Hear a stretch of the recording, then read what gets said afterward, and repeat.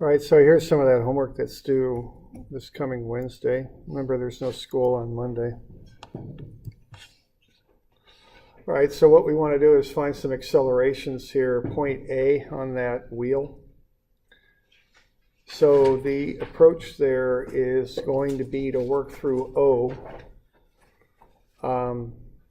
because you're given alpha there. You know that A sub O is R alpha. Okay, so what you know then, let's see. All right, so what you're going to have there for the acceleration of O will be alpha, which is 2 radians per second squared times the radius of the wheel. So that's where you'd start on this.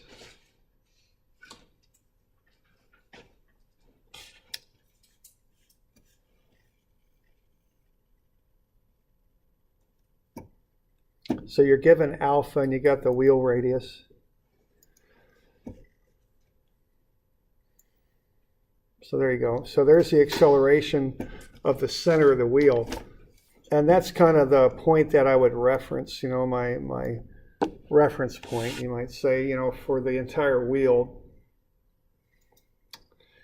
All right, now what you want to do then is to figure out what A is doing as it rotates around O. All right, so you also then want to find omega of the wheel because that'll affect the normal acceleration. And that's the 1.2 meters per second, which is the velocity that's given divided by the radius. So that's 3 radians per second. Okay, so there's the velocity. So once you've got all that stuff, you can find the tangential and normal accelerations. So what these accelerations are the point A with respect to O. So what A is doing with respect to O is rotating. So what you're finding there is the normal acceleration and then the tangential. So those would look like that, respectively. So if you're going to do the geometric approach here, the first thing you'd want to do would be to find their magnitudes. So the tangential is alpha times R. Alpha is 2, R is 0.4, so that's 0.8 meters per second squared. The normal would be omega squared R. So 3 radians per second quantity squared times 0.4, 3.6. So that's the normal and the tangential accelerations of A with respect to O. And then it's just a matter of putting everything together. So there's the acceleration of A, which is unknown. It can have an I and a J component. Here's the acceleration of O, which is 0.8 to the right. That's A sub O. That's a 0.8 I plus 0 J. And then what we've got here is kind of a break line right there, horizontal. 40 degrees is this angle down here because we got 50 and then we got 50 up here. And then we got a 90 down there. So 90 minus the 50 will get you 40 degrees down below there. So if you want that tangential acceleration of A with respect to O, you're going to take the magnitude of it, which is 0.8, and then use a cosine and a sine of the 40-degree angle. They're both negative because it's going to the left, which is a negative x, and down, which is a negative y. And then similarly, you'll take the normal, which is 3.6 up left, and you'll multiply that by cosine and sine of 50, negative for the I because it's to the left, and positive for the j because it's up. And you just take all this stuff, lump it together, just work through everything and solve out the i's and the j's, and you'll get the acceleration of A. So what we're doing there is relative acceleration. Kind of peg down O and then find what A does with respect to O. And as you see in this relative motion stuff, what A does with respect to O is rotate. So you get a normal and a tangential acceleration. And you just have to figure out the geometry on those angles. Okay. So you just run the vector equation. You'll get a negative 2.13i plus 2.24j. And you can do, the vector stuff with that. Find the magnitude and then find the direction with the arctan. Okay. So that's how you would do that one, 311 to start. We got any questions on that? Good to go. Now, just like you can do, with the relative velocity stuff, you can also do this vector style. A sub O would be alpha r 0.8I plus 0J. We got V, just like before, is 3 radians per second squared. And then what you'd want to do if you're going to do this vector style is find the position of A with respect to O. Now what you got going on there is a position vector that starts at O and goes to A, down right at 50 degrees. So cosine 50.4I minus sine 50.4J. So that's 2.257I minus 0.306J down and to the right. Then to find that relative tangential acceleration, you take a cross, alpha crossed with r. You've got alpha is counterclockwise at 2, or excuse me, clockwise at 2, so that's a negative 2k, and 0 for the I and the j. And you cross that with that position vector A with respect to O. Run the cross, and you'll come up with that tangential vector minus 0.613I minus 0.514J.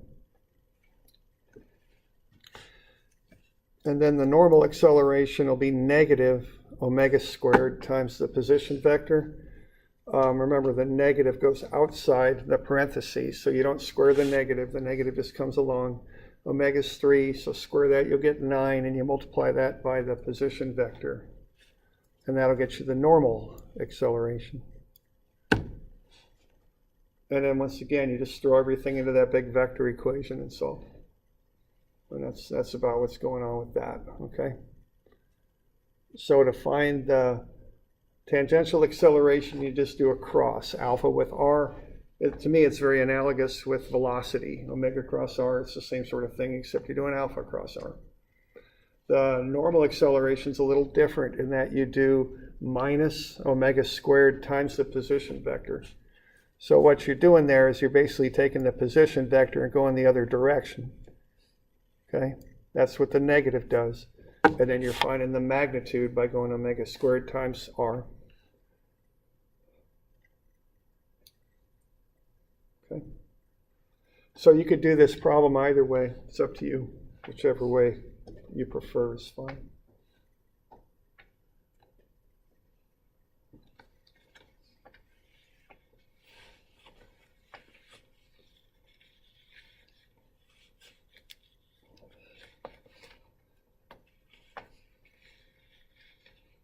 So we got any questions on that?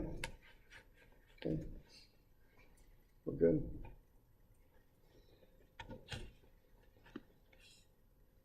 All right.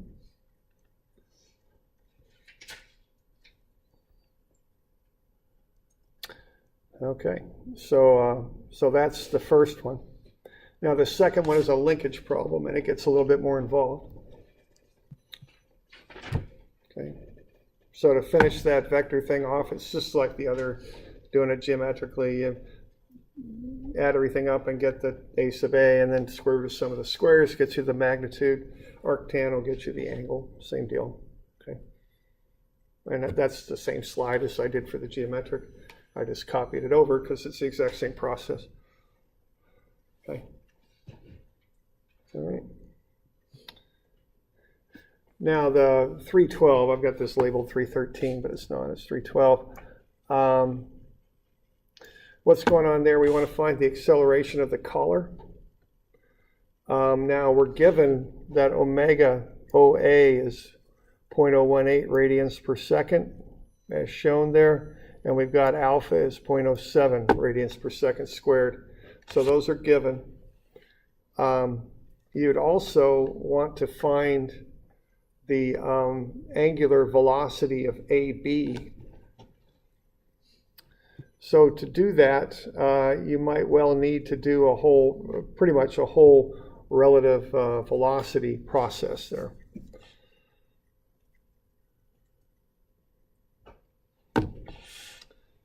All right, now again, you can do these geometrically, or you can do them with relative, or with vectors. Either way, it doesn't really matter. So what you do, this is a lot like relative velocity. You start at your known point, O, which isn't moving. Work your way out to A first. Okay, A sub A tangential is alpha R, 0.07 times the length of 0.10, so that's 0.007 meters per second squared. And then A sub n is omega squared R, 0.18 squared times 0.10, 0.00324 meters per second squared. So what we got here is the normal accelerations coming in like so, and the tangential's doing that. Okay, and being as that linkage there is horizontal, the normal is the I component, which is negative, and the tangential is the y, is the j. Okay. So A sub A is negative 0.00324 I plus 0.007 j. Okay. So that's your starting point. That's step one, I guess you'd say. So what you've got now is you know what's happening at A. You know how it's accelerating. So now what you're going to look at is what B is doing with respect to A. And what B is doing with respect to A is it's rotating, because they're joined together by 8 centimeters there of solid linkage. So regardless of what happens there, B is always 8 centimeters away from A. And it might move left and it might move right, but it's still always 8 centimeters away. So what that is a rotation. Okay, so relative motion of 2 points on the same object are always rotations. Okay. All right.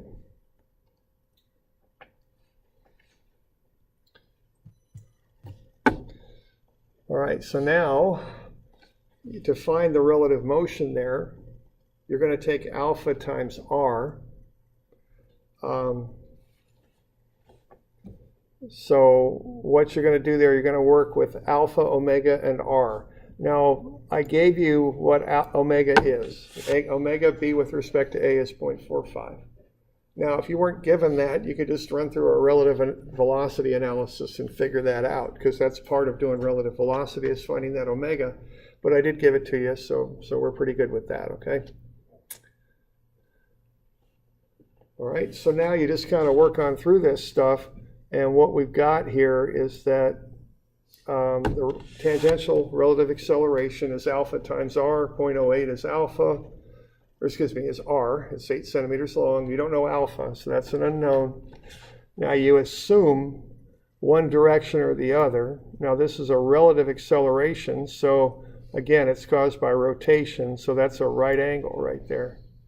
So that's 60. So that's going to make this right here 30. Because you're doing 60, you take away or add the right angle, you get 150. 180 minus 150 gets you to 30. So that's the tangential acceleration there, okay? And that's going upright at 30 as I have it drawn. So when I vectorize that, I just use the 30-degree angle. 0.08 alpha times cosine 30i, 0.08 alpha times sine 30j. So now I've got the tangential acceleration, 0.0693 alpha I plus 0.04 alpha j. Okay, and then I can find the normal acceleration by taking omega squared, 0.45, which you're given, times the radius, so that's 0.0162. And what that's going to do is go up the linkage from B towards A, like that. And that's a 60-degree angle there. So negative 0.0162 times cosine 60i plus 0.0162 sine 60j. So that gets you the normal acceleration right there. Negative 0.0081i plus 0.0140j. Okay.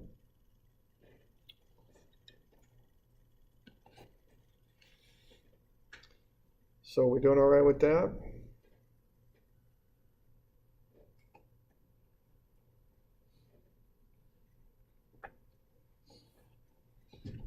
Okay. So there's the normal acceleration of B with respect to A.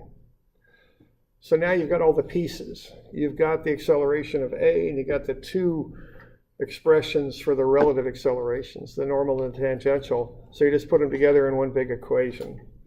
And it is a big equation. It looks like that. So what you got there is the unknown A sub B, which is moving on the horizontal rod. So that, I'm just calling that ABI plus 0J. Then you got A sub A, which we found by the rotation of A about O. And then we've got the tangential acceleration of B around A and the normal acceleration of B around A. And you just lump that all together into one big vector equation. And now that one big vector equation is really two equations, an I and a j equation. So you notice that it's 0j right here for the AB. So the j equation will only have one unknown, and that's the alpha term. So if you solve out the j equation, you can work and find alpha, and it's negative 0.525.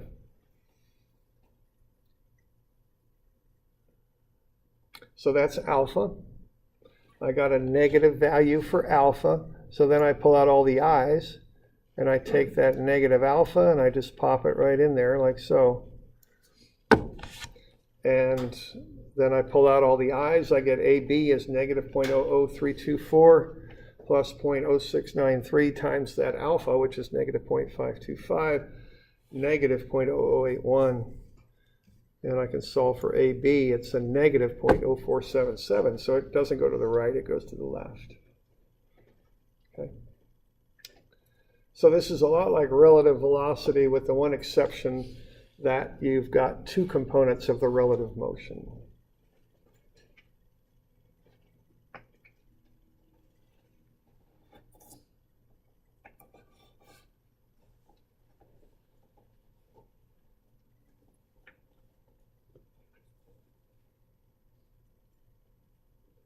So we got any questions on that?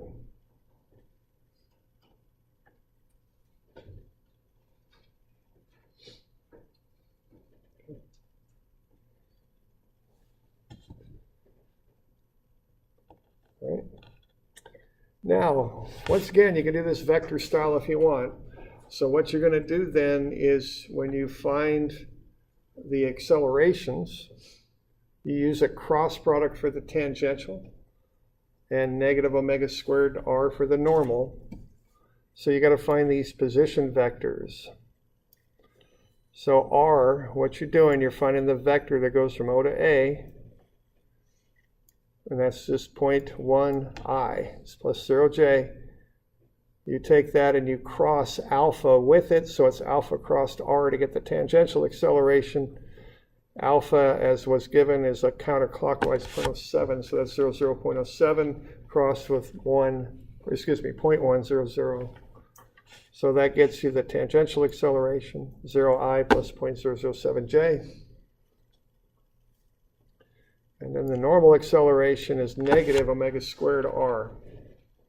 So negative 0.18 squared times the radius of 0.1 plus I plus 0j, and that gets you negative 0.00324i plus 0j. Okay. So you get an ij for the tangential and an ij for the normal. Add them up, and you get the total, negative 0.00324i plus 0.007j. Okay. So that's A, the acceleration of A as it rotates about O. Same answer as before, again, just using a different method.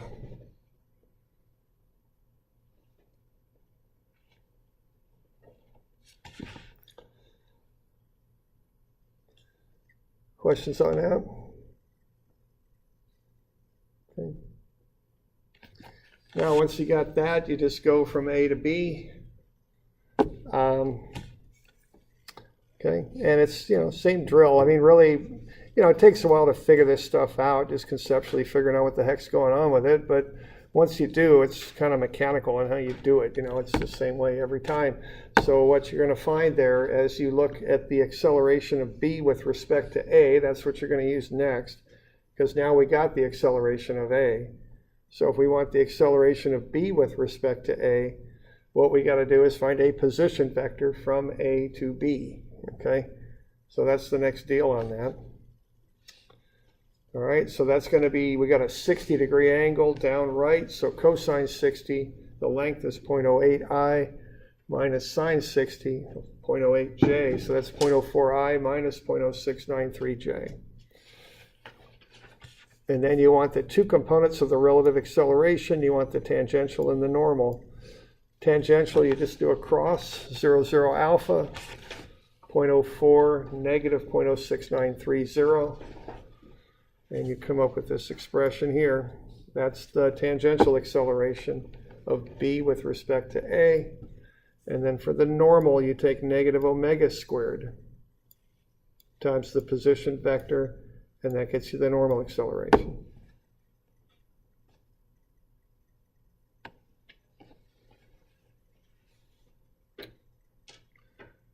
So we doing all right with that? So you could do it either way. Again, I don't care. Whatever way works, just go ahead and do it.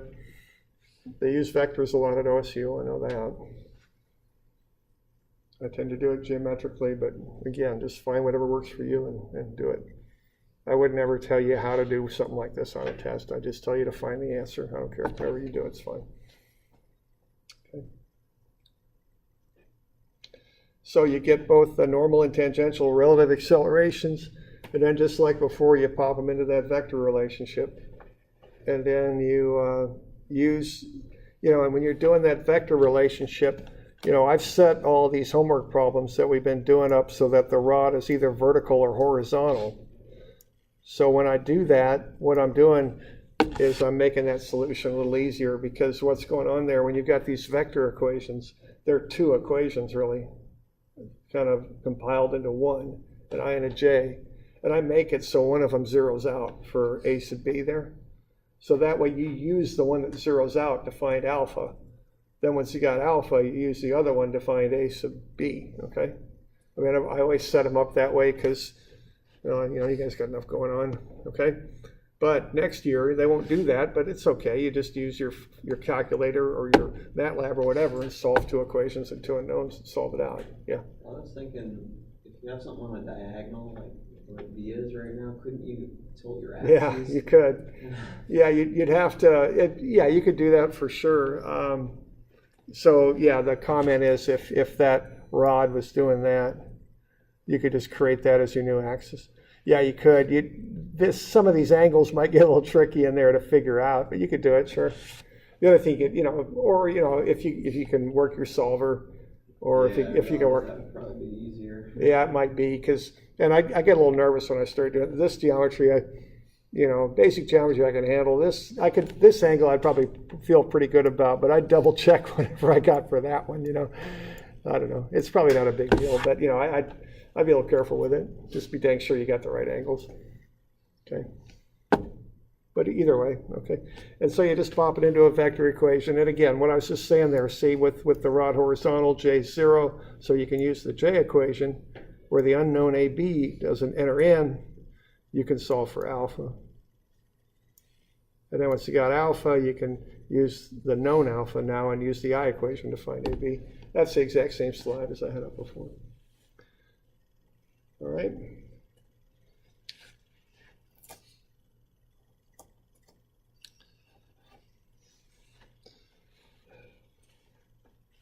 So we good with that? Pretty exciting stuff. Okay, there we go. All right, now let's look at something different then, if we're good.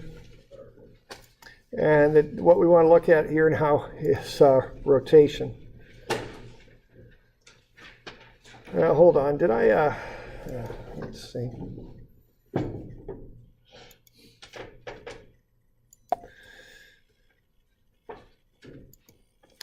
So we got a little bit more homework to do here. We better get to this. And so the other homework that's due is this kinetics, translation stuff.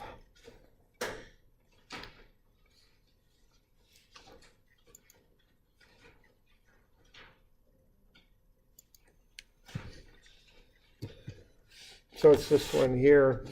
So what we're doing with this one is we've got this forklift going up the ramp and accelerating up the ramp. And as it's doing that, it's also lifting the weight. So what you got here are these accelerations.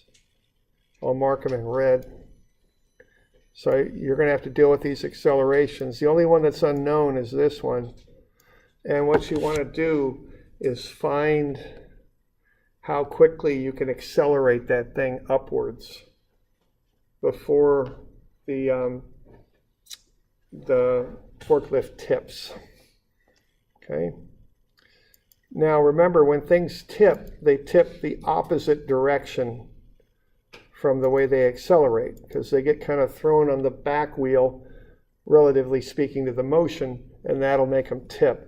So if that thing's accelerating up the ramp, what it's going to do is come around that way, okay? That's the tipping motion. So what you want to do is find when this normal is 0, okay? That's really what the problem boils down to.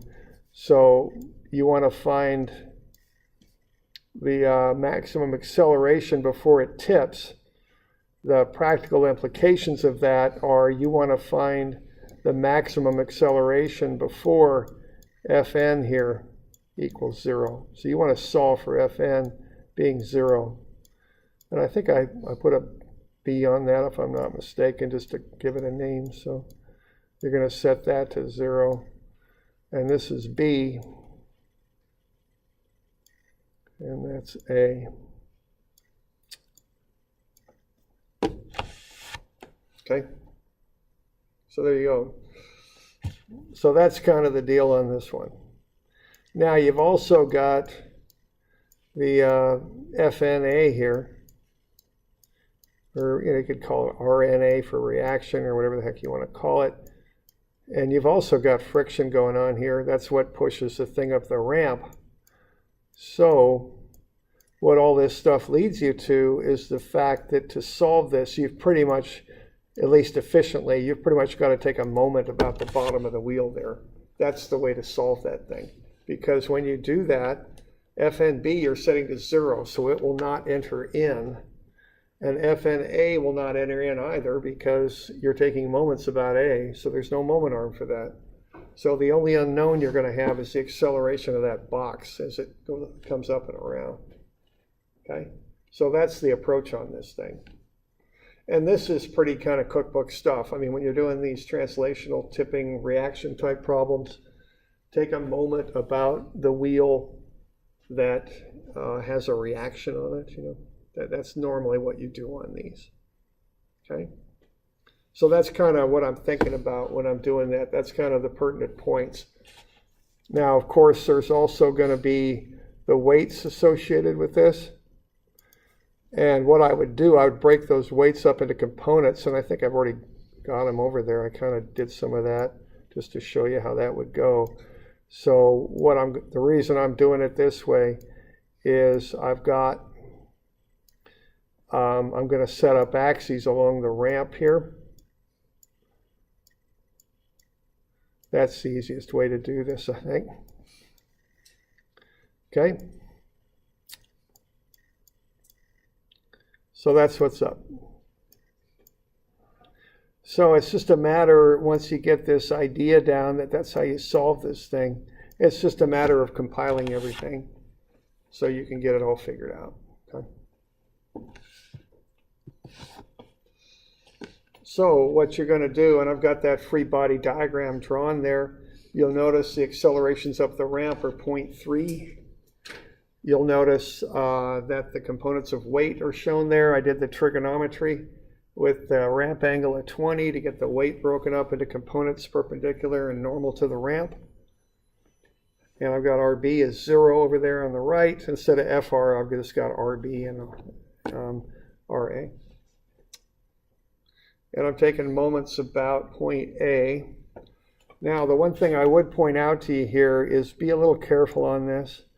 1.4 meters is the dimension to the forklift, but the dimension to the center of gravity is 1.5. So watch that and be sure you pick that up, that there's slightly different numbers left and right. So if your answer comes a little bit off, that's very likely why, if it's just a little bit off. Okay. Okay, and then what we're going to do here is we're going to start just doing the basic deal here. And what the basic deal is this inertial moments equation. Okay, so on the left, you do statics type moments, forces and weights times moment arms. And then on the right, you do accelerations and masses in moment arms. And you got to watch your sign on everything. So what I'm doing the standard sign convention. And what that is counterclockwise is plus. Now you could set it up either way, but you just got to be sure you stick with whatever it is you set up. And probably the most common error that people will make when they're doing these are sign errors. That's the ones that really happen a lot. People will miss which way something's rotating. All right, so what we're doing here is statics on the left. So for instance, what we got going on for that is 295 right there. That's a y prime force, so it's got an x prime moment arm of 2.6, and that's coming around that way, which is positive. Okay. And then we got for the forklift part, the part that's being lifted, we got the weight again, 107.4 parallel to the ramp, 1.4 moment arm, and that's coming around that way, so that's positive too. Okay. Now you got a couple more of those to pick up, so be sure you're picking those up. Okay. And that stuff goes on the left. And then I've got my arrows drawn up here.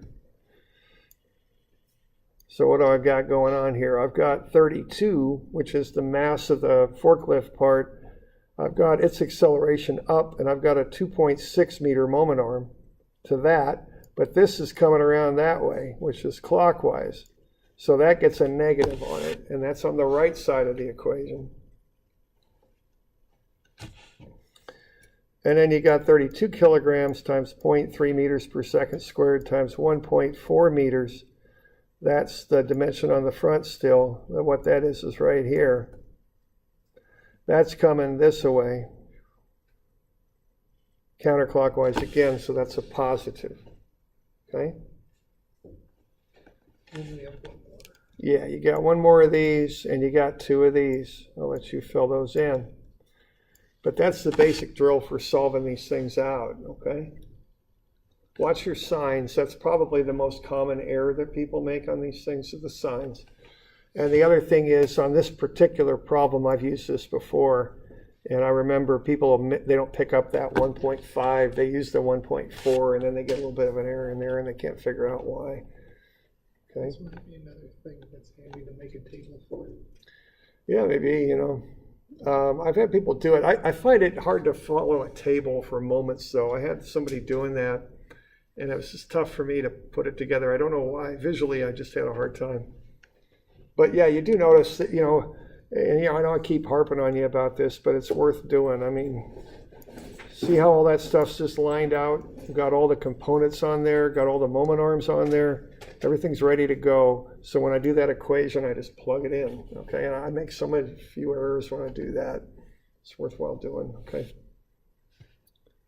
All right.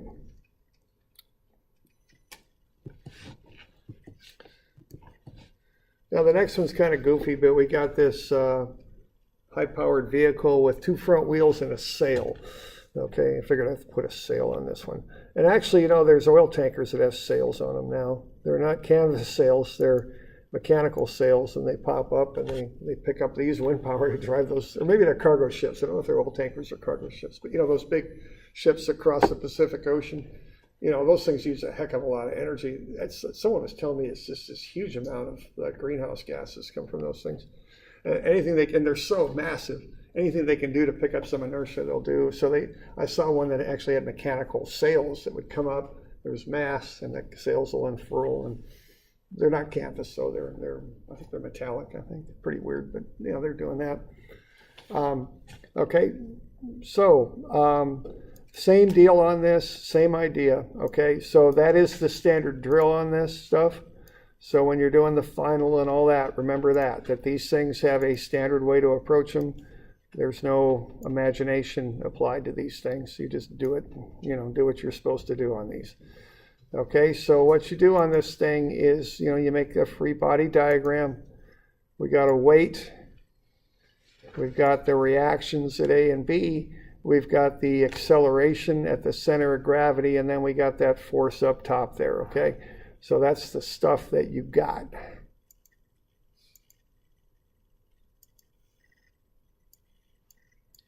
You also have the frictional force, but we don't really care too much about that, but that's down there. Okay, and being as that's what's going on, we want to figure out what it's going to take to make this thing tip or not. And what did I do? I said, yeah, I've got the accelerations given, 2 accelerations given, and then we want to see if it's going to tip.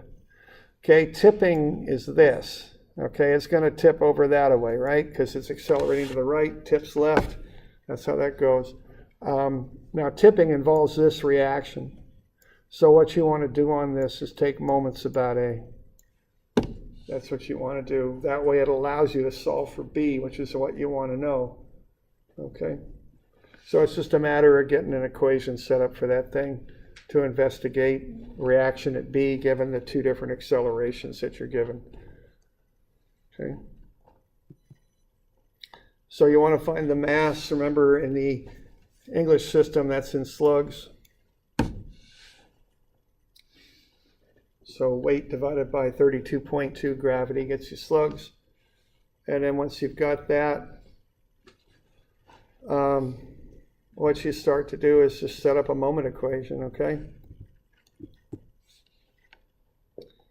And,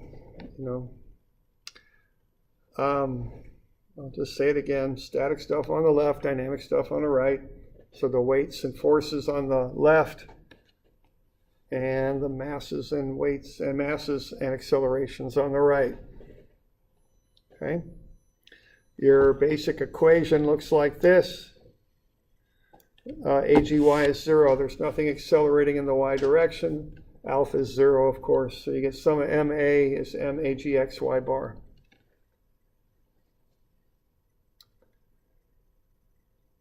Okay, so I left out one of the moment terms there, and I didn't put the sign in here.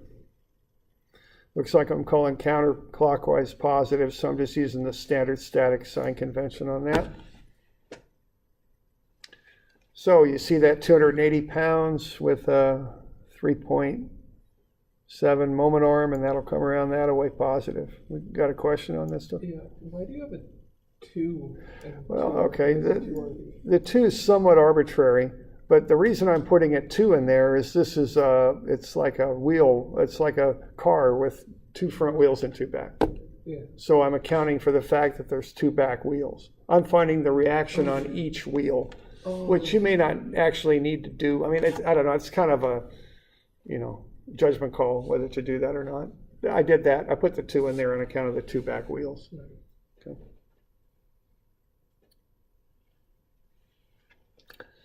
So then I just set up the equation in terms of A sub G, and then I solve for RB. And so I get 1287 for wheel when AG is 6. And then I got a negative 328 pounds per wheel for AG is 30. Now what's the reality of if I get a reaction of negative 328, what's the reality of that? What is the actual reaction when that occurs, when I get an answer like that? 0. It's 0. But what else is occurring? The wheel's not touching the ground anymore. It's not touching, right? And what's it doing? floating up. It's floating and it's moving. It's doing what, it's tipping. If it were 0, that means it's just on that threshold and it's just about to tip. But if it's a negative number, it's actually going up, and that's what that negative reaction means. So if I were doing this for real and I really wanted to know what the heck was going on, what I would do is I would notice that number, then I would go back to this equation and start to look at what alpha is and AGY. Okay, that's what I'd do. We're just going to cut it right there with RB0, but if I needed to do more analysis, I would then assume that RB is 0, and then I could look at what alpha and AGY are. All right.